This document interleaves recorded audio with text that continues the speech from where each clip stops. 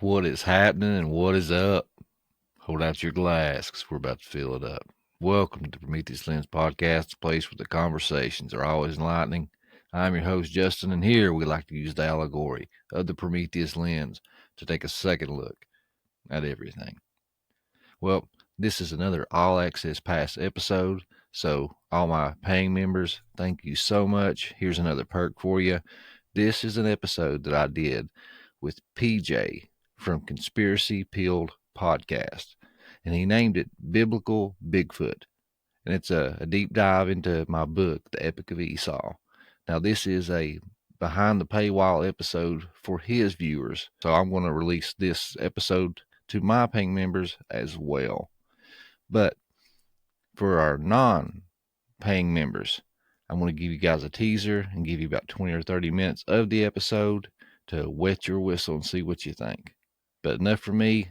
I'm going to kick it over to PJ. Kick back, relax, and enjoy the journey, guys. Here we have this 2/3 God, part demon, Bigfoot, battle to the death for the supernatural garments from the Garden of Eden. I mean, if I'd have known stuff like this was in my Bible, I would have never picked up a comic book. We're failing. Hello, everyone, and welcome to Conspiracy Pilled Unhinged, episode 62, Biblical Bigfoot with Justin Brown. This is one of the rare times where Abby and I were not able to do this show live. We're traveling. We're going to be in studio at Rumble as I'm recording this, getting prepared to head out on a flight to do that, and I won't be back in time for this show. So, fortunately, we were able to get Justin Brown from the Prometheus Lens podcast to come on and talk about his upcoming book, The Epic of Esau. It's a truly fascinating episode. I feel like it answered a lot of my questions in regard with Nephilim and Gilgamesh and Nimrod and things that we've set up in the past with our episodes from season 1 on Gilgamesh, from conversation with Joel Thomas, L.A. Marzulli, Jim Barfield. A lot of really interesting stuff in this episode. So I hope you enjoy it. And thank you guys for being here and supporting the show. We will be back with another live episode of Unhinged next week. So until then, enjoy this episode with Justin Brown from the Prometheus Lens podcast as we talk about his upcoming book, The Epic of Esau.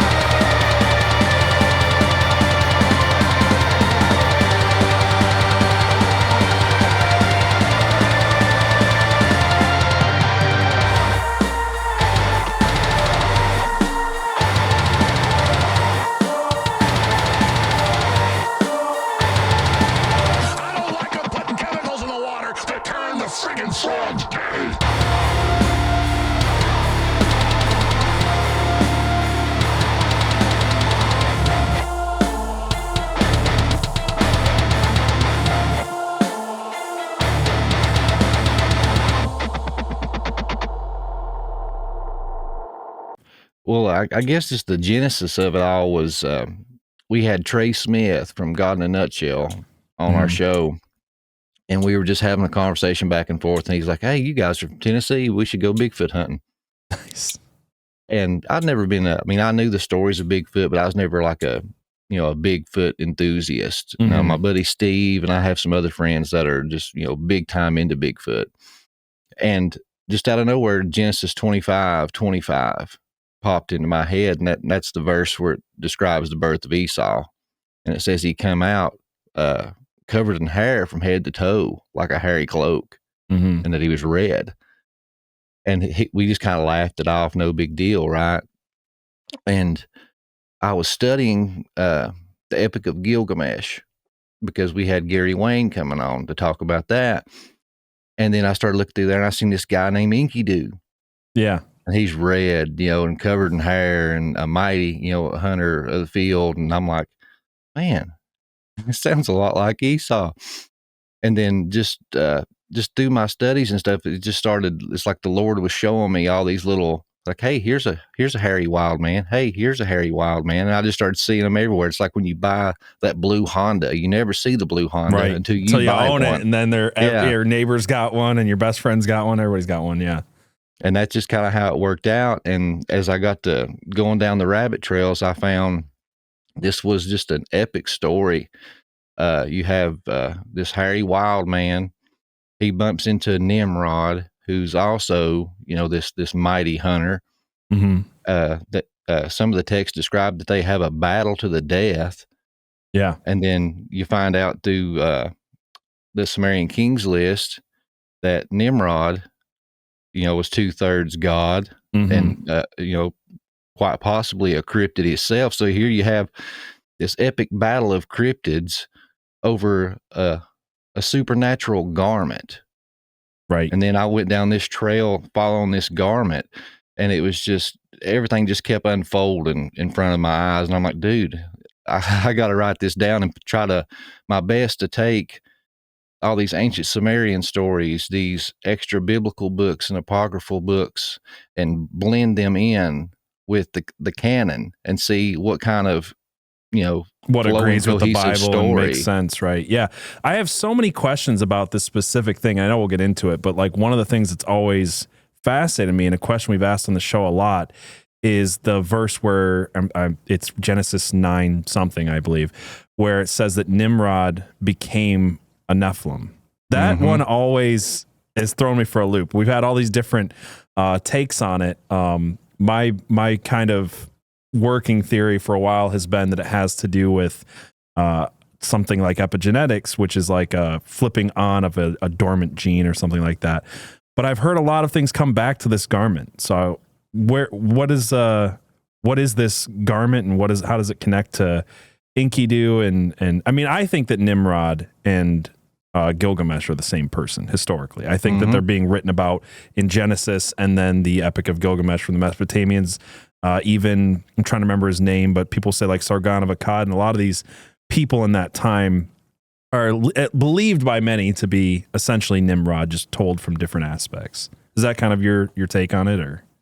Yeah, and that's the thing is, as I was going through here, when I found in the book of Jasher that Esau and Nimrod fought, so then when I studied the Epic of Gilgamesh, I seen that Gilgamesh and Enkidu fight. So I'm like, to me, this seems like the same story, just different names and a slight twist to it. Right. Derek Gilbert, I like how he always says that, we have the real account, and all these other accounts are the fake news version. Right. And whoever's telling the story is going to twist it to their favor, of course. The whole concept of the same story of the same figure of this time makes so much sense when you also filter it through the biblical understanding of the Tower of Babel, right? Because if you had a ton of different people who are all being told the same story, and maybe they're, pushing it towards, their twist on it for their side, for their false god they're worshiping, or this or that or the other, but then all of a sudden they're speaking different languages. I think that makes so much sense to why we get, Utnapishtim on a mountain with a box that survived the flood next to the story of Noah on a mountain in an ark that survived the flood. Mm-hmm. So exactly. Yeah. And Atrahasis, that's another name for Noah. And then all the different flood accounts throughout the world, I'm in total agreement that all these things stem to an ancient source. Right. And then with Nimrod specifically, you have Nimrod who's building the Tower of Babel, and Nimrod or Gilgamesh building the city of, well, in the Bible, it literally says he builds, I can't remember the name. It's somewhere in Iraq. They give it a name. Uruk. Thank you. Uruk. And then Gilgamesh is also the king of Uruk, essentially. Yeah. Yeah. So again, same person. Different languages, different groups telling the story, giving it their own twist, but the same historical person. Mm-hmm. Right. Well, I guess I can go through, because what I want to try to do, and I try to do this in the book, is try to establish that the wild man is a common thing, right? If we have eyes to see it. Because I've read the Bible my whole life, but it wasn't until I got the blue car, like we were talking about, and then I seen this stuff. But I was like, man, maybe Esau was the first Bigfoot seed. Mm-hmm.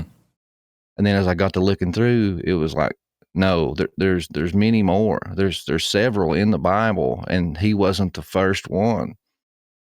But when you have the birth of Esau, it says plainly in Genesis 25:22 that the Lord tells her, two nations are within you and struggle within your womb.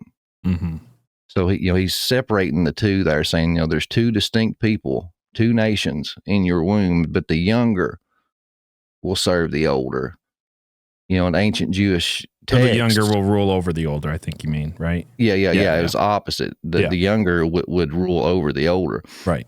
So to an ancient reader, that's an automatic red flag. It's like, no, that ain't right. So that would draw their attention. But when you go through one of the words it uses to describe him, where it says that one will be stronger than the other, that's the Hebrew word yamas. Okay. And yamas means stronger. And that comes into play later with Enkidu in the Epic of Gilgamesh. Mm-hmm. This is the exact same word that they used to describe Enkidu, that he was yamas, he was stout. Right. So that was another, what I think, like a word association to try to connect the dots there in that story. But I think that just for other people who maybe aren't getting that, I think the Bible often does that, where it uses certain words because the people in the time will have the context of what the nations around them are talking about and saying. So I agree with that. Yeah. So when you go back to, like L.A. Marzulli says, everything stems back to Genesis 3:15. Mm-hmm. So there you have the biting of the apple and the cursings, and there God says that one, that there would be enmity between the two, and that one would bruise the heel, but the other would crush the head. So there, God is saying this outright that, Satan has a seed. Right. And so we have the two seeds there. But when it goes into the garment, so to speak, when you have the cursing, and you have to edit this out for me. I'm sorry, I wasn't at the right spot. That's all good, man. Okay. But yeah. But that word nakash, for the people that's not familiar with Mike Heiser and his work, this word in Hebrew can mean serpent. Right. But it can also mean the shining one, or the one who practices divination. So context is always king. You have to read that and insert those meanings and see which one fits better. Right. So to me, a talking snake deceived Adam and Eve and got them kicked out of the garden, or was it a divine being on God's holy mountain in his divine counsel? To me, that makes a lot more sense, because one, snakes don't talk. Snakes don't have legs. And when this Nakash spoke to Eve, she wasn't scared. She trusted it and just did exactly what it said. So to me, that shows me that she saw this entity every day in the garden, probably conversed with it, was real familiar with it, and obviously trusted it. Right. Yeah, I would say there is that line about it slithering on its belly, though, after, like, as part of the curse. But I think that often it's both, right? Like, when we've talked about this before with like Ecclesiastes, there's that verse that's, it could be breath or vapor or like all these different things. And I think sometimes the best interpretation is always like it's both and, right? It's both being represented as either, whether it's literal or not, a snake, but it also is a divine being, right? Because that is what, that makes sense, right? Like fallen angel would be a divine being. Satan, the guard. Yeah. No, it's good. Sorry, keep going. Oh. I'm just. Oh, yeah. And I agree. And I take the standpoint that where it talks about, on your belly you shall go and dust you shall eat, is kind of like poetic language. Right. Saying you will be brought low. And the man was made from the dust. He was made from the ground. So therefore, your days is going to be trying to devour the seed of man and destroy mankind.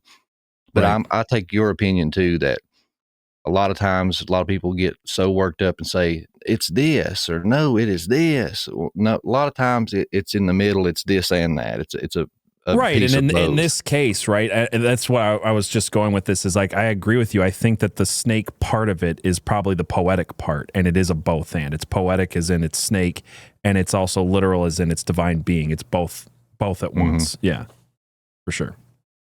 But on there, once this happens, it says that God he cloths them. He makes them a garment, and he cloths them. Well, this word is hilbish in the original language. So it says, God hilbishes Adam's nakedness with a tunic, which is kanonet in Hebrew. And this phrase most frequently used in the Torah to describe the clothing that the priests of the tabernacle would wear. And you see this like an Exodus. ephod, you mean? Yes. Okay. It's the thing that they put on them. It was specifically made to cover their nakedness. That's the context of that it uses. And for those that want to see it, it's Exodus 29 and verse 8, chapter 28, verse 39 through 40 is some examples, so you can go back and see where it says that. But when you go through and you ask any ancient Hebrew, they'll tell you that Adam, is the prototypical high priest over all creation. We just talked with Jim Barfield recently about that whole thing, kind of going through the whole Melchizedek order from Adam being the first Melchizedek, the first high priest, then the patriarchs on down. So yeah, 100%. So yeah, so your listeners, if they heard that, they're already well aware that all the priests trace their divine priestly origins back to Adam.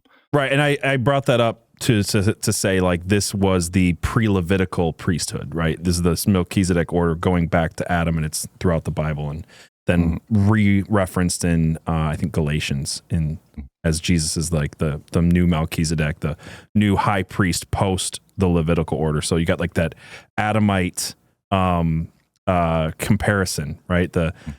Jesus is the new Adam, essentially, right? Yes. Yeah. The one that got it right. Yeah, exactly. There we go. Yeah. But with that connection there, I think that when this cursing came, that the coverings that was made to cover their nakedness, and we already established, Adam was the first, high priest. Satan was also once the high priest in his splendor and his glory. And when you go down into Ezekiel 28, and I know a lot of people looked into that, and you have descriptions here of this ephod. Right. And in this prophet is Ezekiel's talking to a king of Tyre, and you can tell he's talking to a human. But like halfway through, like once you get to like verse 13, it changes. Yeah. All of a sudden, he ain't talking to a human. He's talking to a spirit that is behind this king. He's talking to the Tyre's version of the Prince of Persia that we see in Daniel, essentially, right? And we actually did a Bible study on this on our channel, where you're right, it switches, and all of a sudden it becomes, he's not talking to the king of Tyre, he's talking to this the principality over Tyre. Yeah, 100%.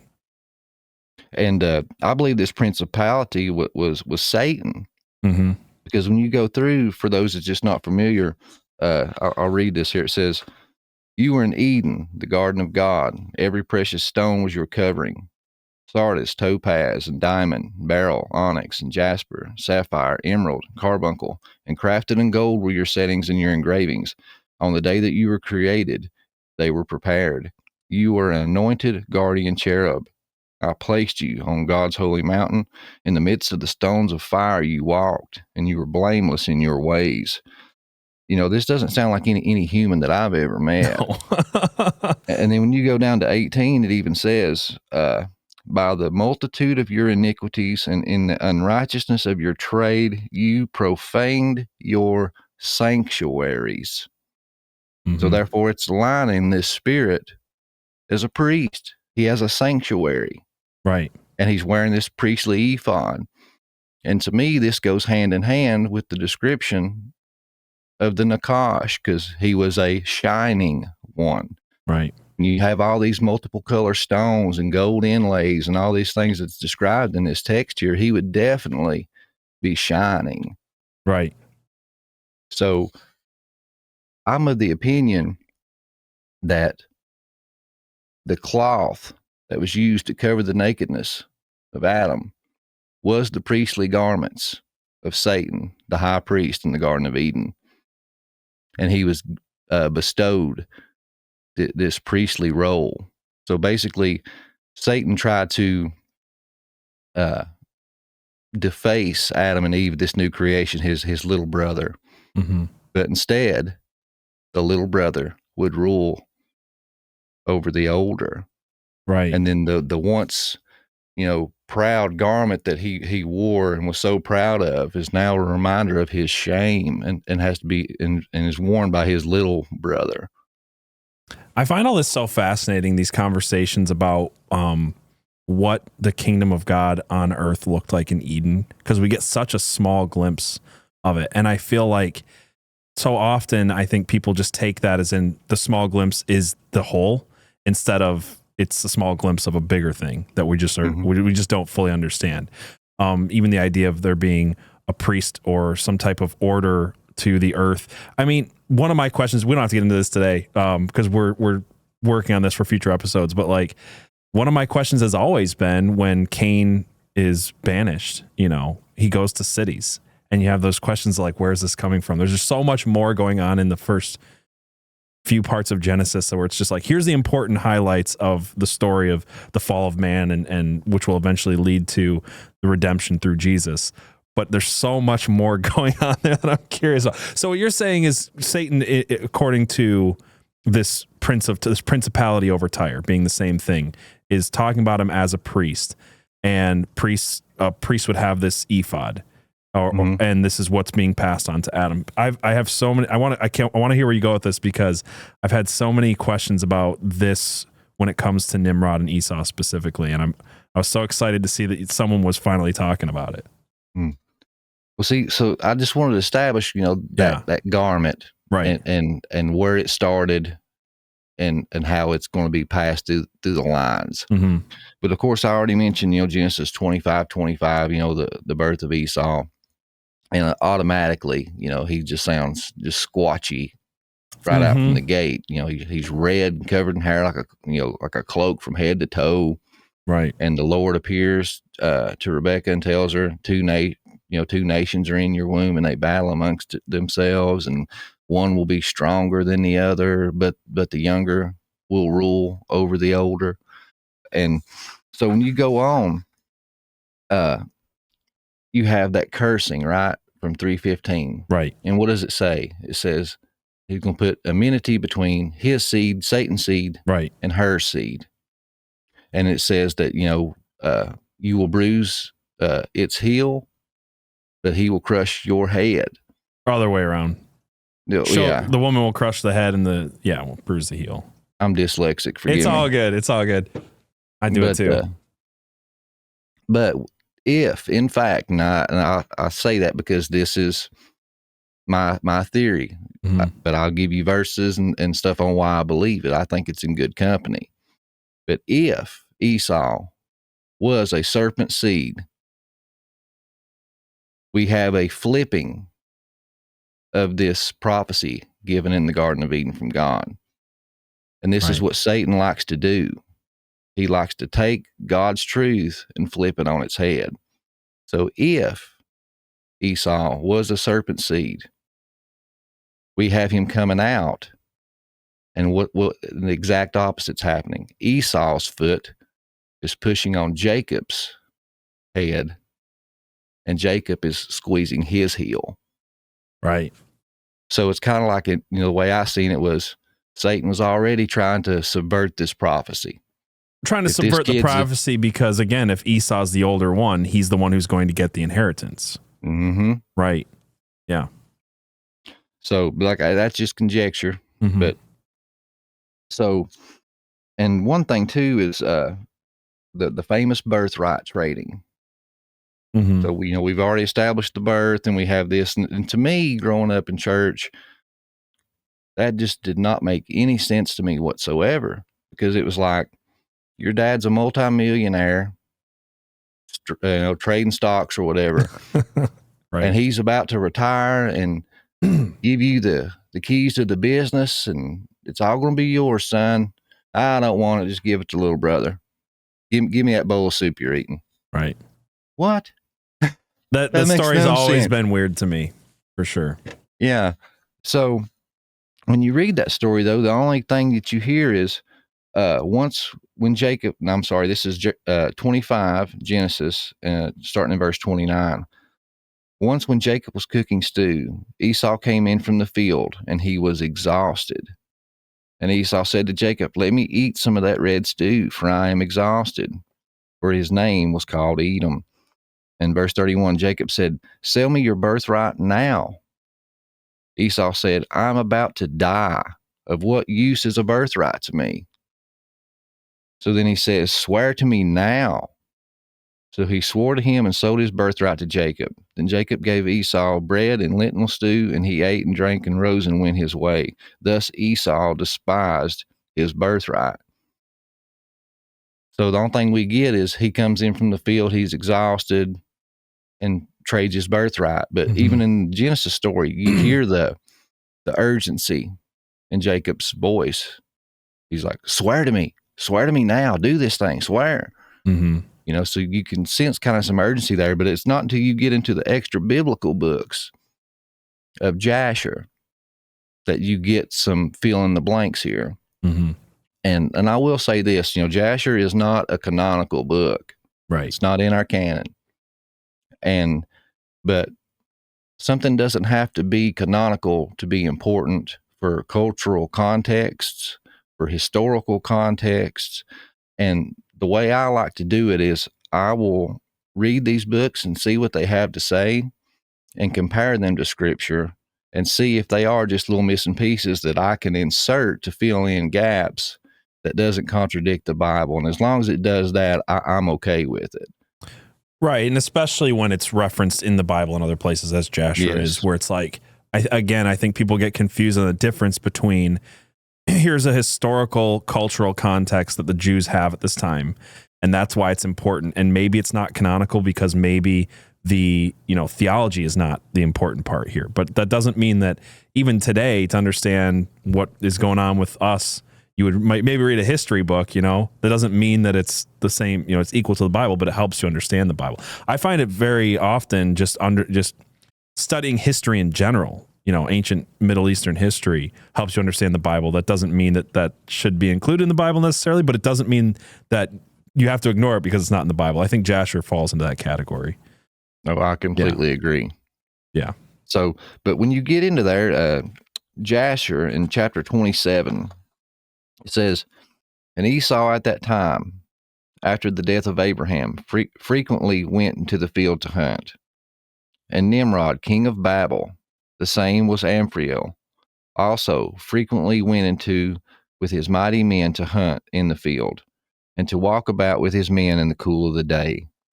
And Nimrod was observing Esau all of his days, for a jealousy was formed in the heart of Nimrod against Esau all of his days.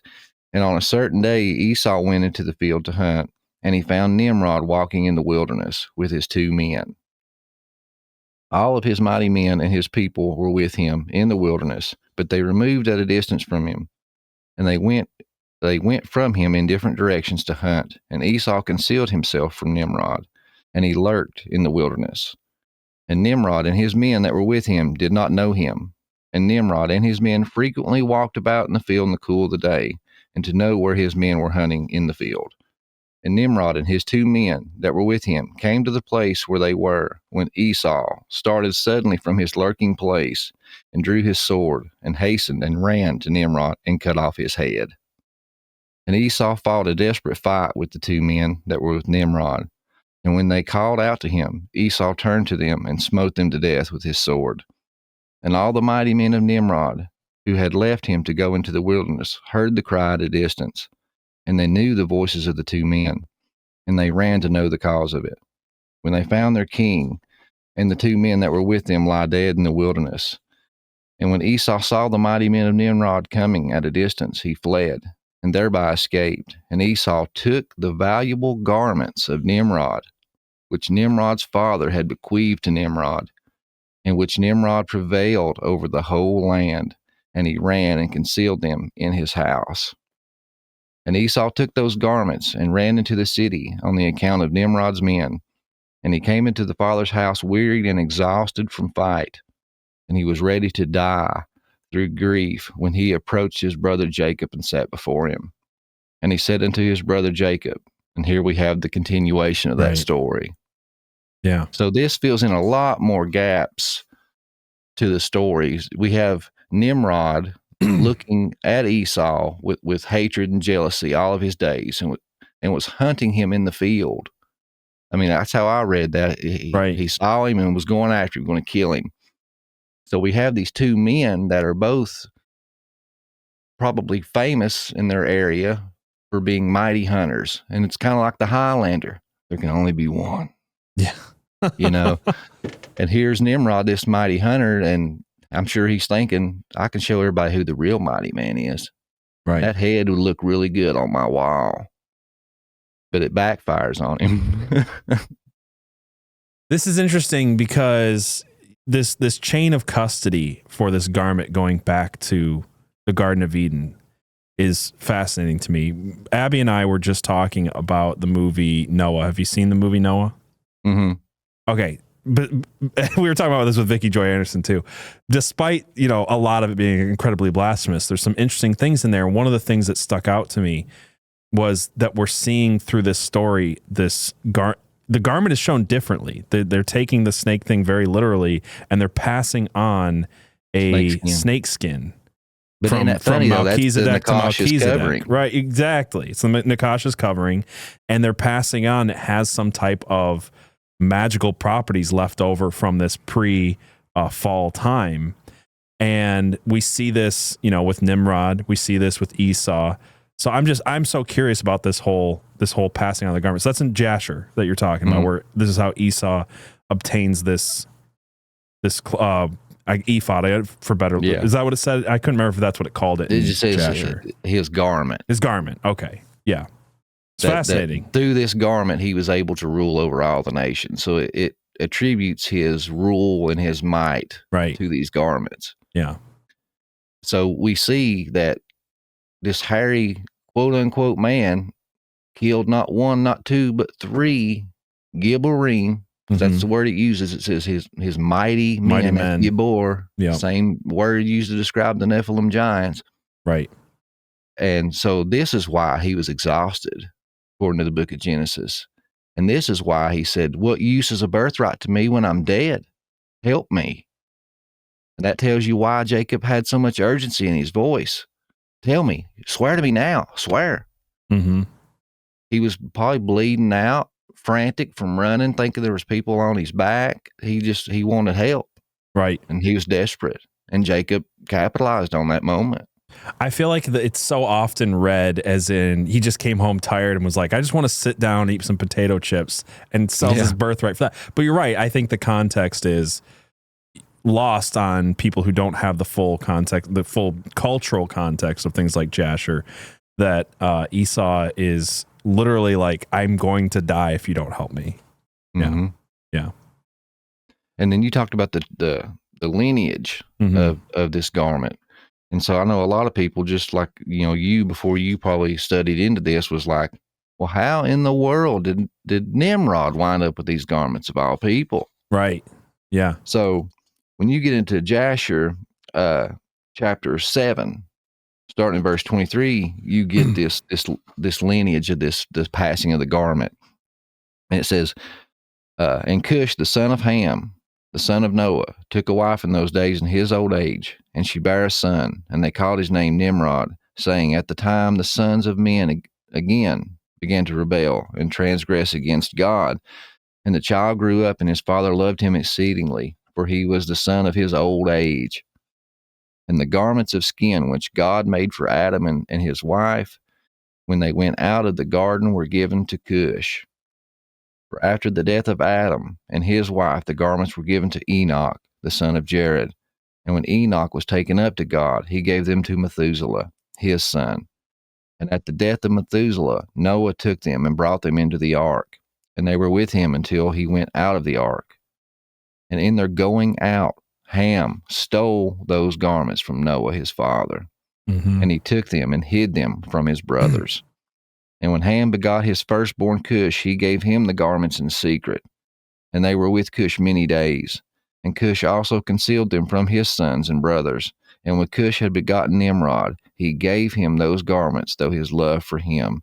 And Nimrod grew up, and when he was 20 years old, put on those garments. And Nimrod became strong when he put on the garments. And God gave him might and strength, and as though of a mighty hunter of the earth, yea, a mighty hunter in the field. And he hunted the animals, and he built altars and offered upon them the animals before the Lord. So here we see that Ham steals the garments, and that's how they end up in this lineage here. Right. And it's funny, you have this same terminology over and over again. The birthright, right? The favor was always given to the young son, and it's always the son of their old age, whom they love very much. Right. You see that often. But one thing is, which I don't know if, I'm sure you guys, have talked about it or are familiar with it, but is the whole Noah's nakedness. That this we have, and I was actually going to ask you about it or bring it up myself here in a minute, because you said that Ham stole the birthright or the garment, right? Mm-hmm. And I was just going to say, this seems like Ham's character, if you understand that story. Oh, yeah. It's a euphemism, right? I mean, yeah. Go ahead and say what but I think people miss it because a lot of pastors are uncomfortable saying, look, this actually was a fairly common euphemism, and we actually can know what this means. It's just uncomfortable. Yeah. Well, what it is when we read there, and that's another one of those stories that as a kid, I'm like, this does not make no sense to me. No. If I was outside playing with my friends or whatever, and I come home and my dad is passed out, naked, right, drunk in the floor, and I see him and he wakes up and curses me, that ain't right. You're the one that got drunk and passed out, dude. Right. Not me. Mm-hmm. Even if he, always reading that story, I was like, Noah's the bad guy here. It doesn't make any sense. He's cursing his son because he was, careless, and it didn't make sense to me. Yeah. Yeah. And I was like, just some creative fun here. But even if he was poking fun at him, throwing popcorn at him, or drawing on his face while he was down there, that still doesn't justify the cursing. Right. But when you read that, it says that, he uncovered his father's nakedness. Right. And when you go through the book of Leviticus and Deuteronomy, there's the key. Mm-hmm. It says plainly in there, to uncover thy father's nakedness is to sleep with thy father's wife. Yep. That is thy father's nakedness. It's clear, but again, it's not like a stretch. There's sometimes where people are translating the Bible like, well, it could mean, it's like it's pretty clear in Leviticus that that's what it means. It's just uncomfortable for most people to realize that he was taking a dominance move over his father by trying to sleep with his father's wife. And that's what I was going to say. Messed up. The culture of that time, that was the rebellious thing that sons did to try to take over the family. Mm-hmm. You have it with Reuben. Reuben tried to do it. You have it with Absalom. He ran off David, and the first thing he done is he called all of Israel around David's house, and he went up on the roof and went into his father's concubines. Yeah, he performed ritual acts of sex magic in front of. Yeah, it's messed up stuff, but it happened. And you're right with Reuben as well. Yeah, and so that's what it was, and now. With that in view, the cursing makes so much more sense, because the cursing was, you will be a servant to your brothers. Cursed be Canaan, he'll be a servant to thy brothers. And so he was wanting to. I heard something, sorry, do you mind rule, but he will be served, or he'll be serving instead. It's the exact opposite. Because I want to know if I'm wrong on this. I heard someone say this the other day, and I have no idea. I haven't really looked into it myself, but the question was, why was Ham not cursed, but Canaan cursed? And that, I'm trying to remember if it actually says much about the lineage of Canaan other than his father. But is that saying that the reason Canaan is cursed is because he's born from incest? Is Bingo. it? Okay, that's what I wanted to make sure I was Tell him like what he's won, understanding. Johnny. A brand new car. Yeah. Yeah, when I read that, dude, that blew my mind. Mm-hmm. I was like, why is he cursing Canaan? Canaan's not even born yet. Right. So then it kind of hit me. I was like, it says when he woke up from his drunkenness, when he woke up from his wine. We don't know. I mean, that could be another euphemism of, exactly, hey, when he got off the wagon, right. when he finally decided to give up the drinking every day. This could have been a couple weeks, a couple months, but in the very least, we knew it was long enough for him to either notice a bump on his wife's belly that he knew wasn't his, or when the baby was born. Right. And said, cursed be Canaan, because he knew that ain't mine. Right. When you have that context, the story makes a ton more sense. Mm-hmm. Yeah, 100%. And those garments, we see those in that story, I do believe. Really? Because I pitched this hunch to Derek Gilbert, and Derek is a walking dictionary. Mm-hmm. Anything you say, and I'm glad he does. He cross-references as you're talking about it. He's looking it up on the screen next door, you know. Mm-hmm. And I mentioned that story, and I said, you know, Derek, I said, and I could be wrong. I said, but I think we see those garments in that story. And he's like, well, where? I said, it says plainly that he goes outside the tent after he done the deed and tries to coax his brothers. And I can hear it now. Dad's unfit to rule. He's a drunk. All he does is drink and pass out. We got a whole world as our oyster. Right. Go in here and do this deed. I just did it. He can't take all three of us, and we'll split the world amongst ourselves. Mm-hmm. But they refuse. And in that instance, it says that they take a garment and place it on their back and walk backwards, not uncovering their father's nakedness. So you think it's the same garment? Yeah. And then when I mentioned that to Derek, he said, and I heard him typing, and he said, Justin, I think you're onto something. He said the ESV and a couple of the English translations say a garment. He said the original Hebrew and the Greek define as a definite article. It doesn't say a garment. It says the garment. So they took the garment. Which there would only be one that people at this point in Genesis are understanding to be the garment. Right. Yep. And it was the token of authority. Mm-hmm. Who had this was the leader of the house. This was the most important heirloom they had that come down from God himself. Right. Yeah, that's really interesting. Yeah, that totally blew my mind. I just kind of threw that out to him, and it was just kind of a revelation that I got while I was talking to him on his show. So I thought that was pretty cool. Just a little hunch that I had.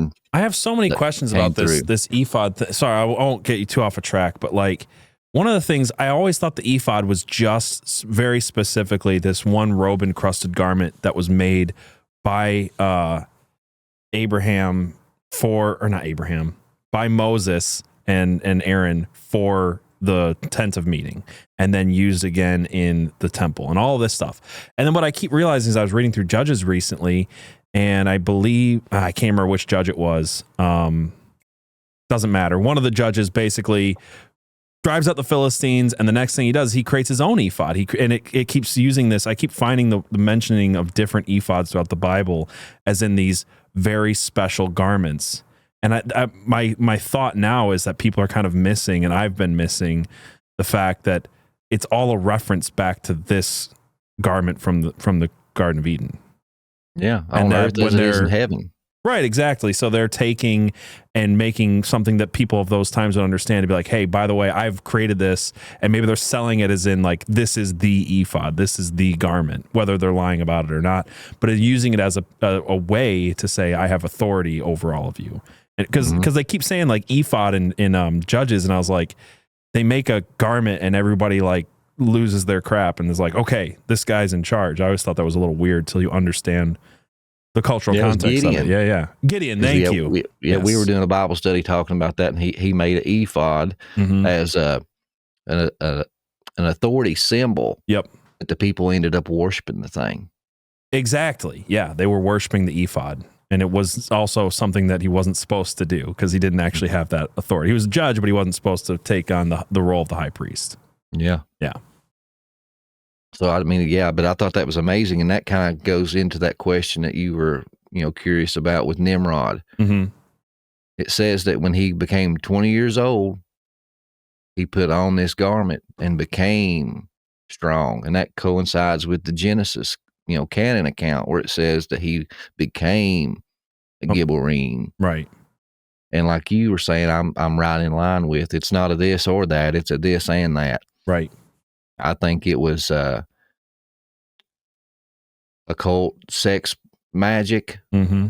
The sacrificing and the drinking of blood, because they venerated their dead ancestors, mm-hmm. and would ask their dead ancestor spirits to embody them. And it might have been unbeknownst to them, but either way, it was the disembodied spirits of the Nephilim. Have you talked the berserkers? Have you talked to Paul Stobbs at all on your show? Yeah, okay. I haven't released it yet, but I've recently spoke with him. Love that guy. But when you said that, I was just like, this finally, what you just said and what Paul Stobbs said on our show finally connects some dots for me, where what his whole thing is like, people are specifically dressing up as Nephilim in all these cultures as ancestor worship and inviting them in, whether it be, I'm terrible with remembering all the names, but he gave all these examples in Haiti and China, and we've got even the story of Robin Hood in a way, the old original story. There are all these ideas. He talked about Hurley Cane or the Harry Cane, or all this stuff. The Helican. Yeah. So what you're essentially, so let me get this right. So what you're saying is, in line with that Paul Stobbs theory, essentially, is that he puts on this thing to make himself and does these rituals to make himself, or as part of ancestor worship meaning Nephilim worship, to invite them in. This is how he becomes a Gibberim, a mighty man, essentially. And I think at that point in time, like you said, something in his DNA changes. Yeah. And then he's also got the authority symbol. Yeah. With the ephod too, to back it all up. That's crazy, man. I'm sorry. I love this because this is connecting a lot of dots. We've had a lot of questions around this specific story since early on in our show, and I feel like this is it's really interesting. And I think we see that ephod, this specific one, the ephod, one more time in Scripture. Where's that? So we follow the line, and Esau trades them to Jacob, right? Mm-hmm. Well, we know Jacob later becomes Israel. Right. Well, Israel has a son in his old age whom he loved exceedingly, just like all these other stories. I was going to ask about that earlier. He was given a coat of many colors. Holy cow. As soon as he puts it on, what happens? The stars bow before him. Even the wheat and tares of the field lay down, and he goes and tells his brothers, "You will serve me. I've seen it in a dream." What happens? He's got to go. Yeah. An evil spirit, a Satan spirit, whatever you want to call it, principality, come over those boys. Right. You got to get rid of that one. There are so many. You're right, though. The motif is there over and over and over again of an old man having his youngest son, blessing his youngest son. Starts with Abraham, with Isaac, and then it's Jacob and Esau, and then it's Jacob, Israel, and Joseph. And it's even John the Baptist, I believe. Wasn't his? Yeah, John the Baptist. It's over and over. Yeah, Zariah. Yeah, yeah. And I think that I ain't saying that I'm not saying that those stories are not historically true. Right. Once again, it's a this and that. I think that the Bible very often is that it's a true story that's also being used for a allegory. Yeah, it's a macrocosm. Yeah. All that stuff about the younger brother exceeding over the older one, right, is the overall story of us and our elder brothers, the angelic race, the parable of the prodigal son, The oldest brother is the angelic race that Job says that was there, that witnessed creation and sang with joy at the sight of creation. Mm-hmm. We're the younger brother that rolled in pig vomit and came back and was accepted with open arms and exalted back to our position. Right. Yeah. No, I love that very concept, that in some ways that the parable is for us and about us, but it's not. It's also for and about our older brothers, as you call them, the angelic. It's about the angel, the whole family, the heavenly host, right? The ones that rebelled because they were mad, essentially, that God gave human beings favor as the younger brother. Mm-hmm. So it's so brilliant when you put it like that. But yeah, no, I think you're right. I think that's very fascinating about Joseph and the coat of many colors. I never thought of that as an ephod, but as you lay it out, that makes so much sense. That's and granted, that's the lineage. it could have been ripped and repurposed. Right. You know what I mean? It might have been just a small piece of that fabric left that they sewn into another garment. Right. But that's what it was, and that's what they believed it was. Well, that's exactly the thing, right? Is like, sometimes I think it's important to understand the cultural context of like whether or not this is the true passing on of the garment, which seems to make sense. If Nimrod gives, Esau gets it from Nimrod, Jacob gets it from Esau, it would make sense. It's not that hard of a chain of custody. But whether or not it's the literal physical one or just pieces of it, you look at a coat that is all these colors and you think, this is like, in modern context, I'm thinking, well, this is kind of gay. It's like rainbow looking coat. Like, who cares? Yeah. Is it Jeff Gordon Rainbow Warrior stuff, man. Right. Yeah. But then Sorry, Gordon fans. But then you add, give it that context of like, this is what the colorful coat would mean to people who are looking at it this way. It makes a lot of sense. Yeah. Yeah. And then it's just I can't remember the name of this temple. Actually, never mind. Just cut that out. I remember seeing a Trey Smith video a while back where they found this temple and this statue they thought was either Jacob or Jacob's father. And in this statue, there was a multicolored garment. But I don't know enough about it to speak on it, so cut all that out. But then when I looked at the Epic of Gilgamesh, I seen him again. Okay. Because the Epic of Gilgamesh, for those that's not familiar, is you have Gilgamesh, this mighty hunter that was the Playboy King. There wasn't a beast that he couldn't take down. There wasn't a woman that he couldn't woo in his bedroom. He had everything figured out. And he was making the people miserable. They couldn't stand him. So they started praying to the gods. Well, then they answered, and they made his equal. And they created this guy named Enkidu. And even his name means, the one Enki created. And if you follow the Mesopotamian story and history, you basically have two main gods. You have Enlil, and he was the mighty oppressor. He's the one that created mankind to be worker bees and his slaves. He didn't care nothing about humanity. He wanted to destroy us with a flood. Right. And Enki was the one that cared for us. He's the one that gave us wisdom and knowledge and taught us all these things and warned Atrahasis before the flood came. So he was a Prometheus figure. It's so funny when you put it like in that context, how often I point this out consistently, constantly, all the time, is that there's really just two religions. There's the one that believes that Yahweh is the one true God, the creator God that made, everything from nothing, whatever. And then you've got every other religion, which is a roundabout way of saying Satan, the Prometheus, the Enki, whatever name you want to give it, that gave us the knowledge in the garden is the good one. Yes. And that there's this creator God who's also evil and he's kind of bad and maybe he's yelled at both. Maybe he's, part of a bigger pantheon. And he's just kind of an idiot God. We just talked about, I can't think of his name right now, wrote all the Cthulhu stories.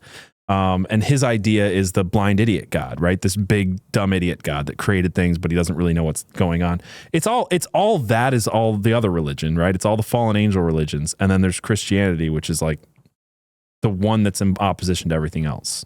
I think that's important because I feel like if everything is a variation of one story and then you've got one that stands apart in all these different ways, that's worth noting, I think. Oh, definitely. Yeah.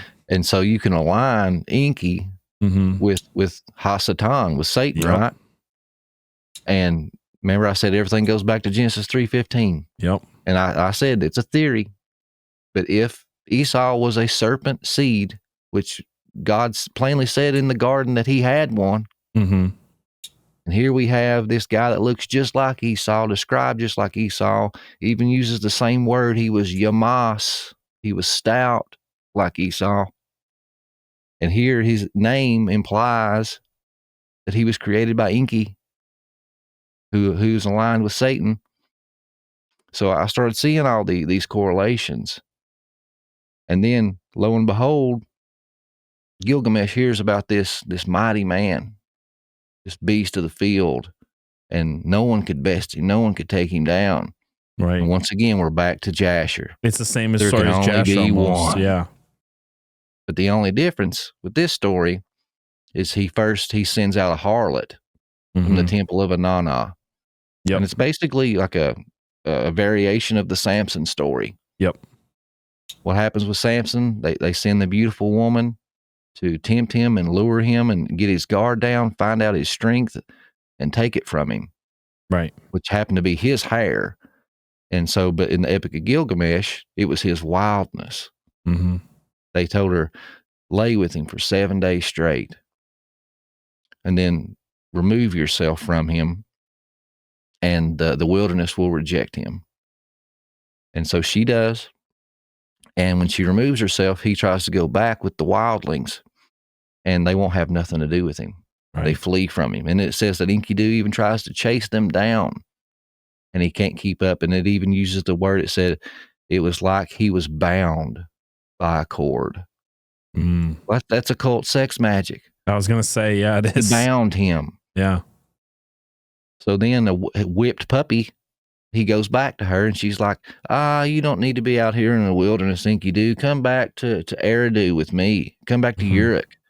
Mighty Gilgamesh is there, and he meets all of our needs and all this stuff. And of course, then his Highlander mode kicks in. He's like, no, there's only one mighty man, and that's me. So they go back and they have a battle. But in this twisted version, Gilgamesh wins, and they become best friends. Right. And they go on all these epic journeys together. And in the end, it's ultimately Enkidu that dies instead of Nimrod / Gilgamesh.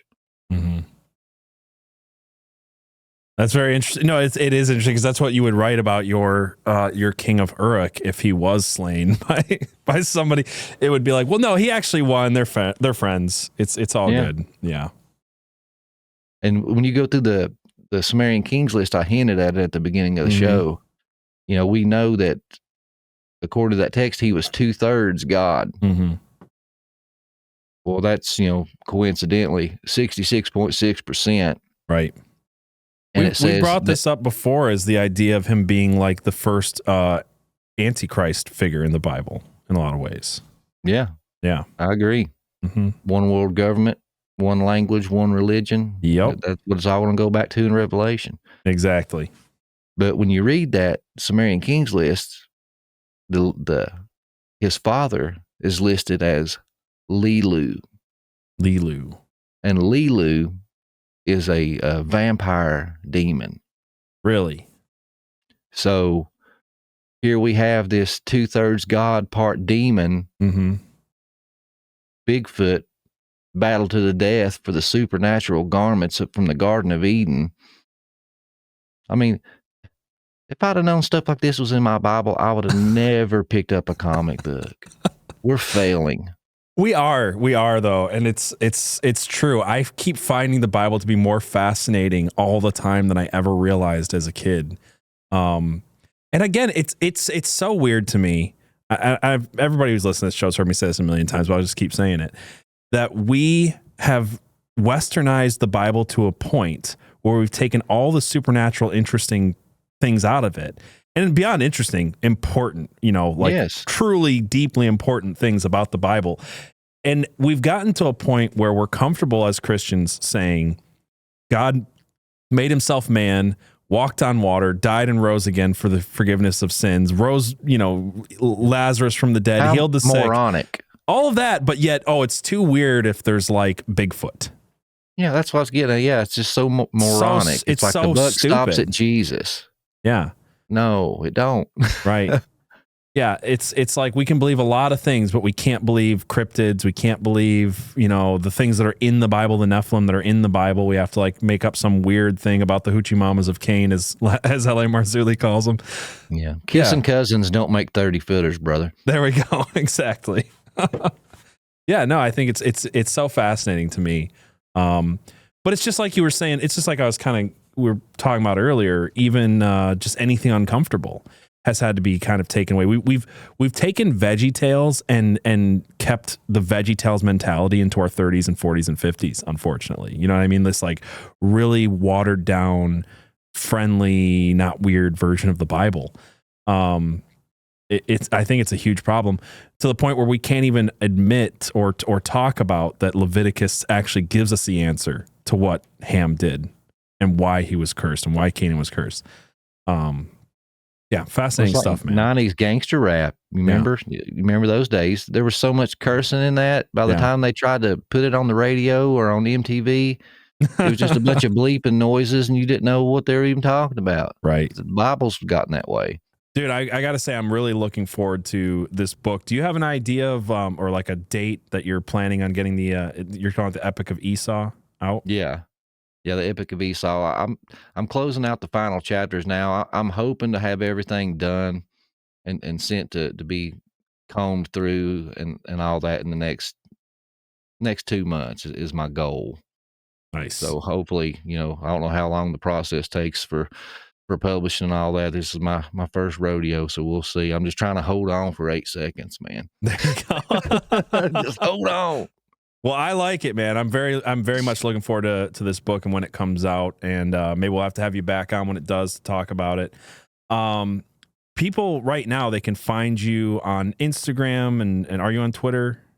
Yeah, on Twitter. Is it all Prometheus? So they can find your podcast Prometheus Lens. Just tell them where they can find you.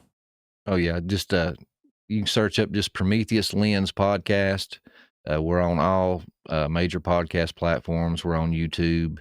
The website is PrometheusLensPodcast.com. And of course, we're on all the socials. Just search us up and you'll find us. Awesome. Well, thank you so much, Justin, for coming on the show. I appreciate you having me. I had a good time. This was very fascinating. I feel like we're going to have to continue this conversation again at some point. So stay in contact. Reach out to me when the book comes out, and we'll try to do something then. But God bless you, brother. Thank you so much for sharing this with us. It was really fascinating, man. No, I really enjoy it. Thank you, PJ. All right. God bless. See you, brother.